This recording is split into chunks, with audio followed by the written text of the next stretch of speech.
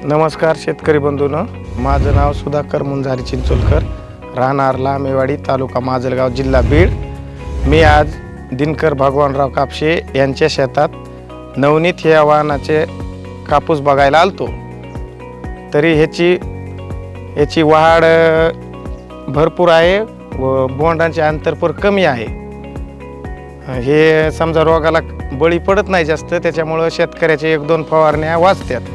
नवनीत हा वाण लागवड दाट असून हे बोंड खराब होण्याची संख्या कमी आहे व बोंड खराब होत नाहीत। इतर वाणापेक्षा नवनीत हा वाण लवकर येणारा वाण आहे, कारण इतर वाणापेक्षा या नवनीत या वाणाला बोंडांची संख्या जास्त आहे आणि याचे बोंडे मोठे व पूर्ण भरलेले आहेत। हा वाण लवकर निघणार असून या शेतकऱ्यांना रब्बीचे पीक घेता येणार आहे। तसेच पुढच्या वर्षी पीक फेरपालट करून ही लागवड करून ह्याच्यात उत्पन्न वाढणार आहे।